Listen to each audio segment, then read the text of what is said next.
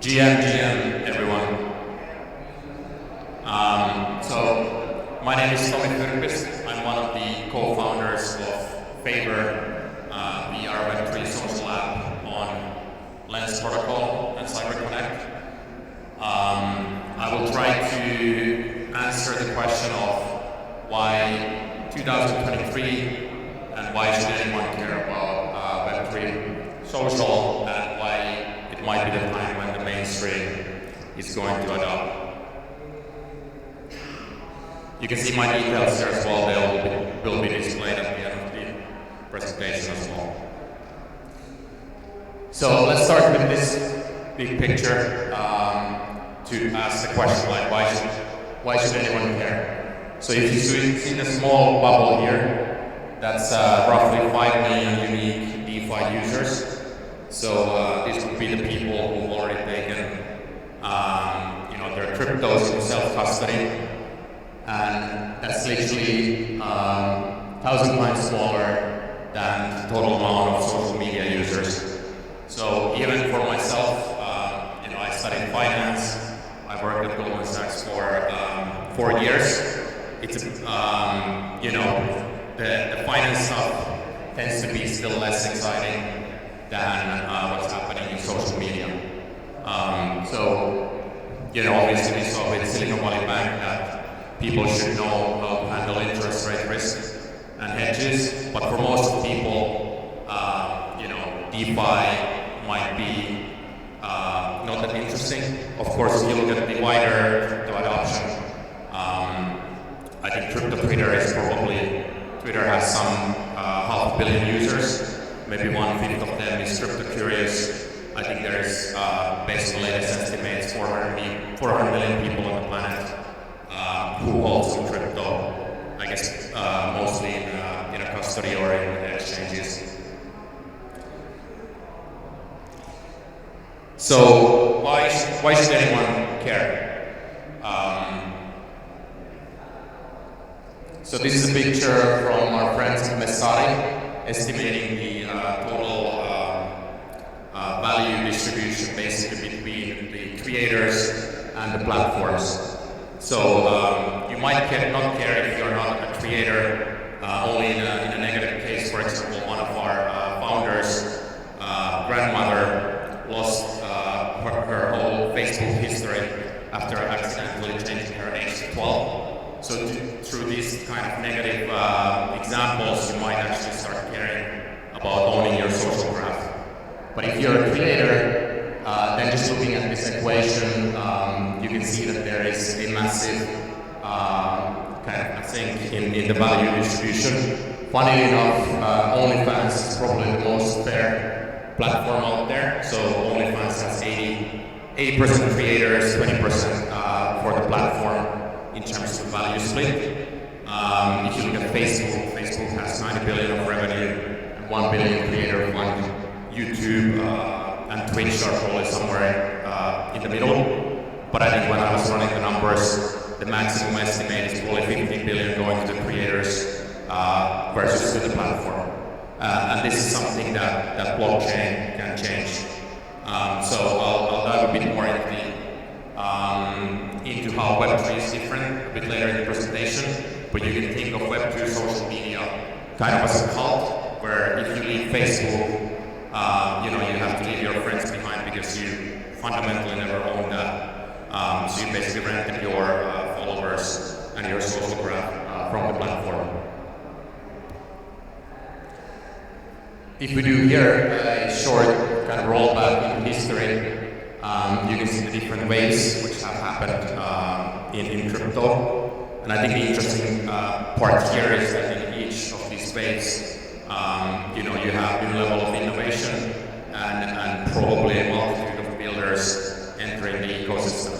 So I guess this is fundamentally the kind of bull case for crypto anyways. So in each of the waves, you have probably 5x more builders entering the ecosystem. And this data is from Messari as of August last year. So obviously we saw, first there was the proof of work. That's the early Bitcoin and Silk Road days. You had the early ICO boom with there's some OGs in this room, they might have already been part of those ICOs. And then obviously you have the DeFi summer, after which NFTs emerged, which kind of was the first social, like really social first layer of crypto. And Messari is predicting that social tokens can be the next big adaptation driver. So this is Lens protocol statistics. So if you look at the current numbers, there's 100,000 posts made each day as of, this should say Q1 2013. So Lens and CyberConnect and all the other protocols have so far been in a very gated adoption, as they also figure out scaling. But you can see that the amount of posts is already growing quite large. If you the paper numbers, we have about 2 million posts per week, because people can also post in our app if they don't have the profile yet in an off-chain fashion, and then migrate their off-chain actions into on-chain once they get the handle of the profile. But you can see that there is some signs of early adoption happening. So here is the posts, and the mirrors is kind of a repeat and comments all combined. There's another market map as courtesy of Messari. So at the bottom you have the railroad guys like Ethereum and Polygon, and you have people who've been building social graph pipelines. So Lens, CyberConnect, and Farcaster being the biggest one of those. And then you have the mid layer for application infrastructure. We are working with many of these companies as well. I'm not sure if there is actually anyone from the audience who works for one of these logos or not. Maybe not, but I think it highlights the fact that in web3 you're never building alone. That's a good quote from Sunny, the founder of Aave. You can see Favor here in the top left corner of the front ends. So we kind of related to the previous speech as well. What kind of gave us 50% market share on Lens was the fact that we tried to abstract away or the complexities of blockchain from the get-go. So you didn't need to sign any transactions or anything else in order to operate with the blockchain. So this is a deep dive on the different social protocols. So Lens, Farcaster, and CyberConnect are the biggest ones. If you look at the numbers, this is a very gated environment. Lens has about 30,000 monthly actives. Favor has right now over 100,000 again, because we also allow people to post if they don't have the on-chain profile yet. We just recently announced our integration with CyberConnect last week in Denver. So CyberConnect has now about 200,000 profiles in total created. I think 5,000 of those were connected already during the first 2 days of the launch. Lens protocol has in total about 100,000 minted profiles. Again, it's a very gated environment where we've been one of the whitelisted partners. So Lens is also expected to go to their V2 this year, which would mean that most of the people are able to mint the profiles when that happens. And what Favor is trying to do is integrate all of these protocols. So same as with email, if you can't send from your Gmail to the Hotmail address, that's going to be difficult. So we are building pipelines across these protocols so that even if some of your friends are on Lens and some of them might be on Farcaster or CyberConnect, you can still connect across all of those. Here on the middle layer, there's also companies like XMTP, which is doing a wallet-to-wallet messaging, basically using the encryption keys as using wallet addresses as encryption keys. So now, if Web2 social was kind of a cult, how is Web3 going to be different, especially given the permissionless nature? So how we see it is that Web3 is more of a nightclub where you can take your social graph, you can move it, and you can choose the place where you go. So how Favor is approaching this is building a airline-style loyalty program where either through kind of proof of work or proof of stake methods, conceptually speaking, you can increase your reputation in the system. So proof of stake example would be connecting your NFTs in the favor, which increases your reputation. And I think fundamentally what we're trying to build here is kind of similar what in Web2 social is also kind of inherently gamified, so you're collecting likes or followers, etc.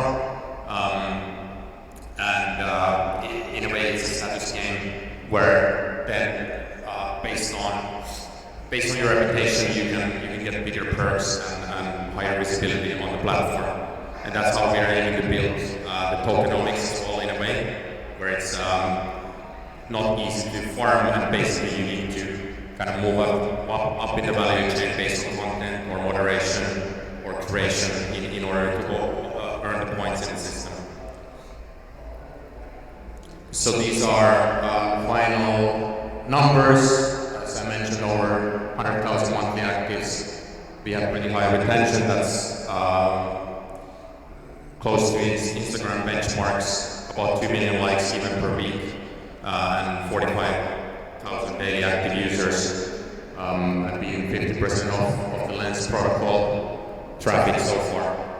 Maybe I'll just leave it there and leave it for questions. After all, the title of this presentation is about social, so we can try to keep it interactive and see what would be the most interesting things to do any deep dives on.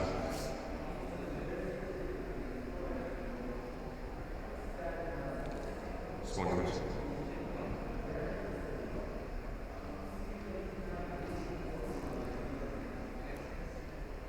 I think there was one question.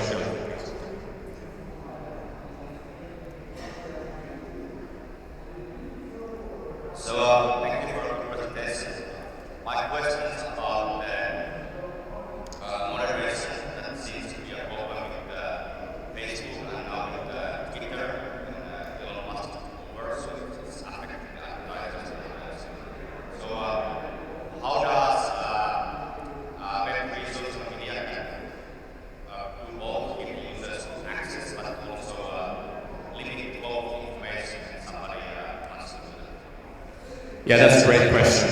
Maybe just reverting back to this slide. So, for example, what Twitter has been doing is selling the tick marks now for $8, trying to increase their revenue. But that's essentially not a very bulletproof way in order to distinguish between the bots and the cheaters in the system. So now the blue tick has all of a sudden pretty much lost, its original purpose. So I think the beauty of Web3 and blockchain is that because you can audit anything on chain. So whether it's an NFT which you hold or it's proof of work which you've done on the platform. So for example, you've gathered favor points. These can increase your reputation. And I think this has not been doable in Web2 socials before. So even in the case of Facebook, you might have done a KYC in Facebook, but then you're still at the mercy of their customer support. That was the case how one of our co-founders' grandmother lost 10 years of social history in Facebook because you can't basically take it back. So I think there's various great kind of attributes of blockchain where you can build these different assets which then contribute to your kind of aggregated social profile. And then again, you can move that across any platform to whatever you feel is the best interface.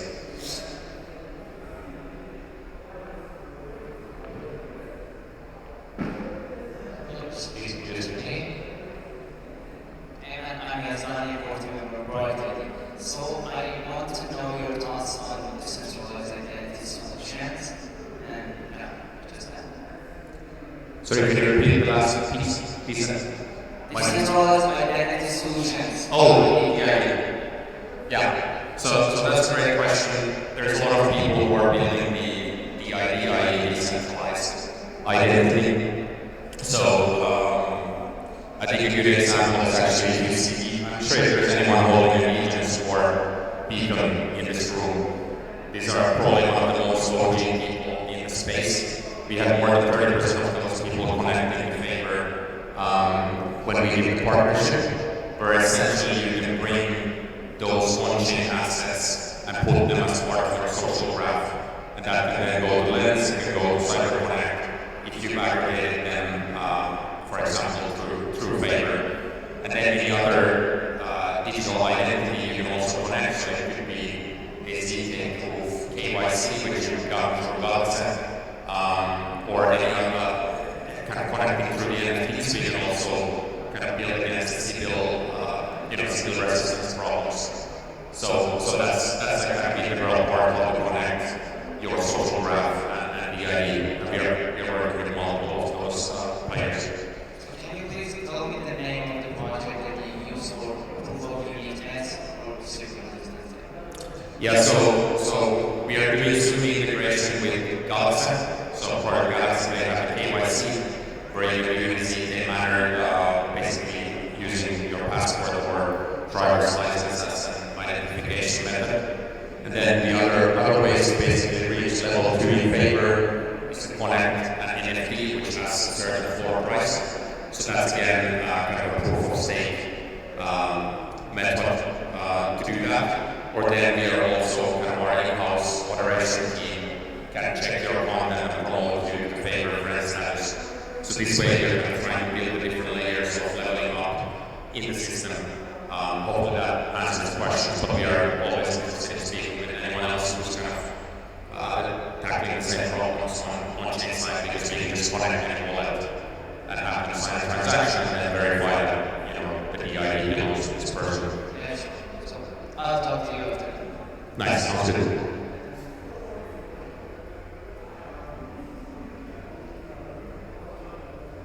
Anybody else have any questions for Tomi?